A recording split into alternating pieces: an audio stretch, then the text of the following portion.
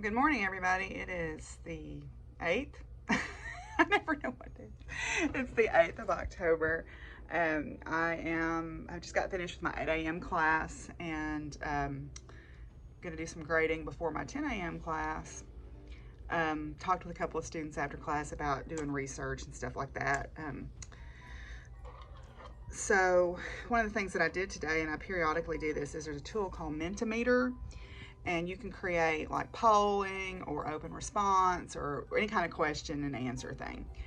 And if you have a free account, you can do 2 questions of each type, it turns out. But I always try to do a check-in, especially right now, because, you know, re-entry has been difficult and we're not back to normal. We shouldn't go back to the way normal was, because there were a lot of things about the normal before the pandemic that were definitely not healthy or working or helpful to everyone.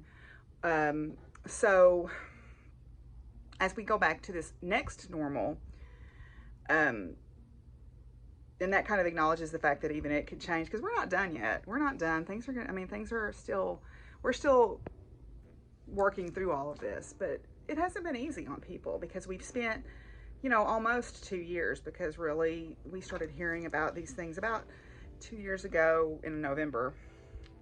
We spent that in a state of this constant specter of doom over our shoulder, or death or fear or whatever.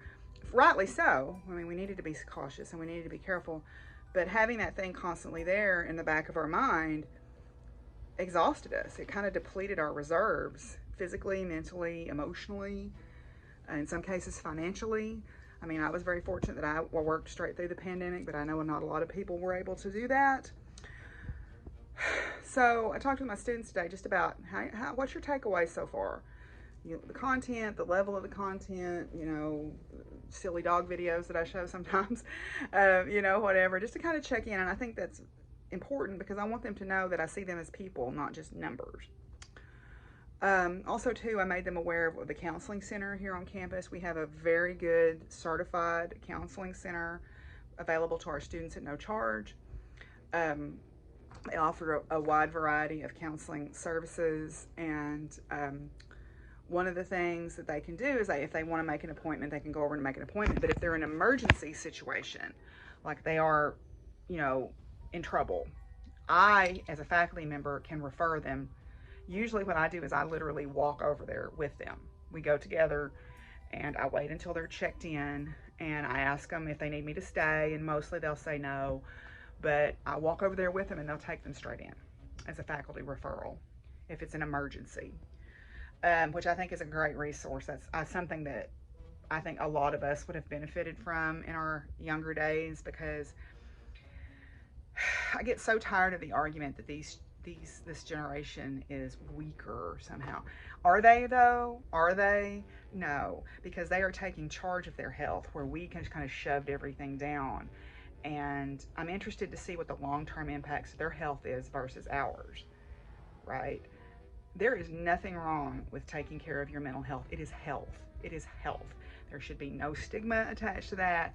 It should not be treated any differently than someone seeking attention for high blood pressure or a cold, a flu or cold or whatever. It is health, and it is an important part of our health as all of that.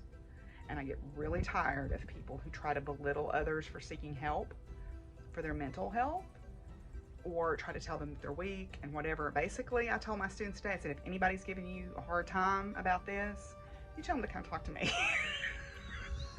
And Wrath Aunt Deborah will straighten them out.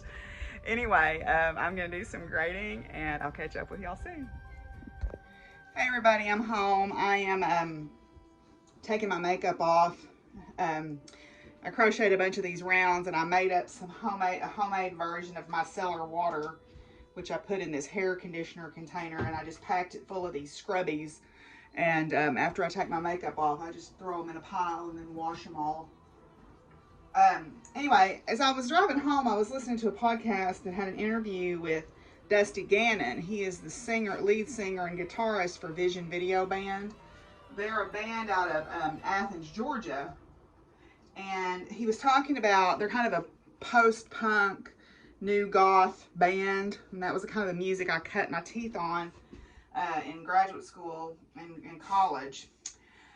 He was talking about mental health. He was talking about, he was a platoon leader, infantry platoon leader in Afghanistan, which, as you can imagine, was challenging. And then he is also now a paramedic and a firefighter in the metro Atlanta area. And he was talking about when they get called out on a mental health call. And he said some things that I thought would be really beneficial for me to put in my toolbox as a university professor, sometimes dealing with students who are having mental health crises or trying to learn to manage their mental health as adults. Because we got to remember, these are still, in a lot of ways, still kids. They're still young adults. They're still learning how to navigate everything. He said that when they get called out on a mental health call, that he tries to get the person to listen and understand that, you know, we can't fix the problem today. Whatever it is, you know, we're not here and able to fix that problem because that's not in their skill set, right? And he said, you know, I can't fix your problem today, but what I can do is I can listen unconditionally, and I can then maybe help you go in the right direction to find the solution to your problem. And sometimes that's all people need, is they just need somebody to listen.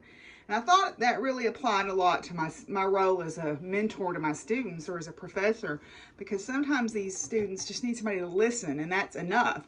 Or sometimes they need help. And like I mentioned earlier with the counseling center, or we have a food bank on campus, or we have other resources where they feel like that they're just stuck and they don't have any help.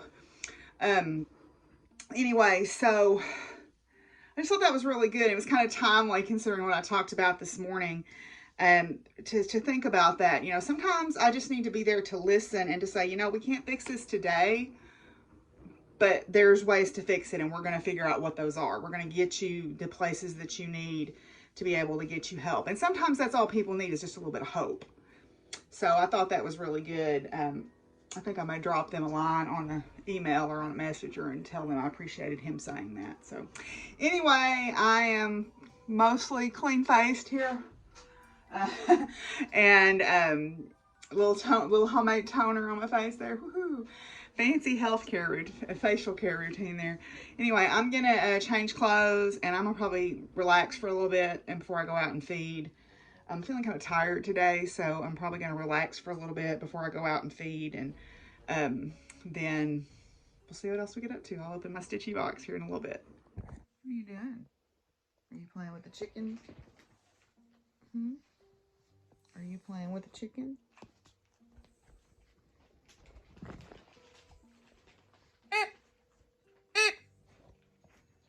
Chicken. Boop, boop, boop, boop, boop, boop. Izzy. Is that your chicken? Oh no, you're gonna get the chicken? Get it.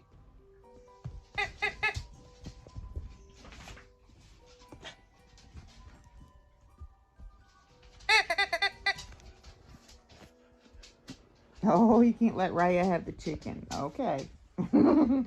You snuck in here, didn't you? Yeah. You snuck in here. Yeah. What you doing? Yes, you good boy. Well, I got this top finished, but I don't like the hemline. I'm gonna hang it up and let I'm gonna let the fabric relax a day or two before I take the hem out and try to hem it again. It's just doesn't look right. This is a crossover top, so there's basically 2 layers in the front here, and that's adding some bulk down at the hemline that I don't like. And then also this hem needs to drop a little bit before I try to hem it because it's not even. Anyway, I like the fit okay. I think that it's not really made for larger busted people.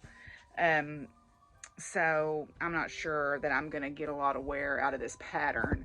It was free, so it's no big deal, and I mean, I'll still use it, but I'm just not real satisfied with the way it fits.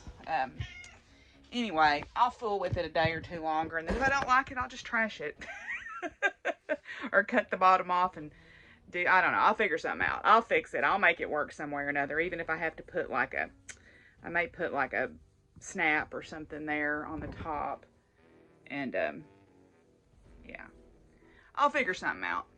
Anyway, yeah, let's go open the Stitchy Box. Okay, it's time for Stitchy Box here. It's day number 7. So let's see. Or no, 8. Day number 8. I'm getting confused. Let's see. 12, 14. I keep saying I'm going to get these better organized, but as we have noticed, I haven't yet. Okay, day number 8.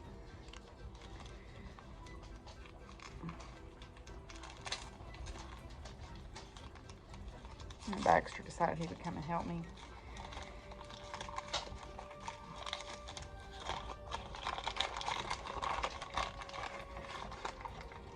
Alright, let's see. Amethyst rounds. Add a bit of purple bling to your Halloween stitching with these lovely natural amethysts. I don't know. Can you see those? They're really pretty, beautiful purple. So I'll have to find a special pattern to use all these on. So I've never done one of these before, so this has been a lot of fun for me. Anyway, well, it's Friday evening. I'm going to start supper here very shortly. Feed the dogs, and then I'm getting really close to being done with my Bowie shawl, so I think I'm going to work on that tonight.